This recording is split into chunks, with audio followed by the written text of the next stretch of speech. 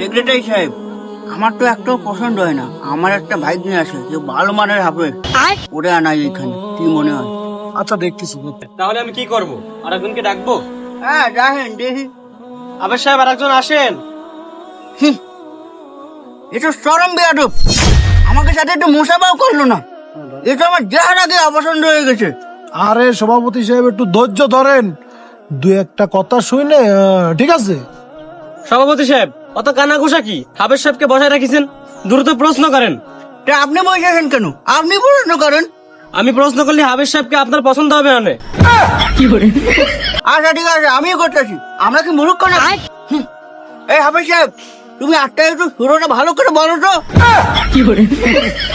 সভাপতি এই মিয়া, আপনারা মসজিদে সভাপতি বানাইছে কিনা? কোনটা সুরো কোনটা দুয়া সেইটুকু জানেন না, আবার দোনোই যায় সভাপতি হতে গেছে। কত বড় বেয়াদব, আমার বুড়োটা আগে আমি মসজিদের সভাপতি, তুই জানিস? উচিত কথা বললাম বলে গায়ে লেগে গেল, তাই না? আরে একজন সভাপতি মানে কি আপনি জানেন?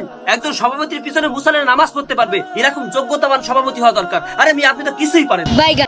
আমি যদি বাসে থাকি, তুই এই মসজিদে কিভাবে তারাবি পড়াস সেটাও আমি ডাকবো। আমার বই দেখতে আসিস? আমার সেক্রেটারি সাহেব, এ কখনো সিলেক্ট হবে না। এ বাদ বাদ, এটি বাদ। আরে আপনারা তো পরিবেশটা গুলাইটা করে ফেলাচ্ছেন, একটু ধৈর্য ধরেন, ঠান্ডা হন, কুল কুল। আরে মিয়া, আপনি রাখেন, আপনার এখানে কি আমি তারাবি পড়াতে আইছি? আপনাদের তো আমি এই কুকর্ম ধরতে আইছি। তবে দুইটা কথা শুনে রাখেন ইমাম সাহেব, আপনার সামনে একজন সভাপতি কিভাবে একজন কোরআনে হাফেজকে অপমান করে, আপনার উচিত ছিল সে নয়, আপনি আমাকে প্রশ্ন করবেন। কারণ কোরআন আপনার ভিতর আছে, আমার ভিতর আছে, সে কিছু জানে না। আপনি তাকে দিয়ে প্রশ্ন করায় আজকে আমাকে অপমান করালেন। আপনি তো মিয়া টাকার কাছে বিক্রি হয়ে গেছেন। এইখানে আমি তারাবি পড়াবই না, আপনারা কি বাদ দেবেন? আমি এখানে পড়াবই না তারা। আরে যাও যাও, তোমার দ্বারা পড়াবো না তারাবি আমরা। যাও মিয়া যাও।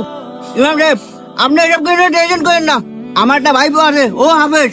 ঠিক আছে। আরে সভাপতি সাহেব, তাহলে আমারও তো একটা ভাইপো আছে, ও হাফেজ। হ্যাঁ ঠিক আছে। তাহলে তো মিটেই গেল। আমরা বাইরের টাকা না হাফেজ সাহেব আনবো, আমাকে তো ঘরে হাফেজ সাহেব আছে। তাই তো। আর ইমাম সাহেব, আপনার টেনশন করার কিছু নেই, আপনার ইজি ভালো মানের একটা বকশিস দিয়ে দিবানি। পারবি তো? আচ্ছা সভাপতি সাহেব, সেক্রেটারি সাহেব, তাহলে আমি কালকে জুম্মায় ঘোষণা করে দিবানি। দিনে দিনে যোগ্য হাফেজদেরকে মূল্যায়ন করা হচ্ছে না, তারা লাঞ্ছিত হচ্ছে দিনের পর দিন।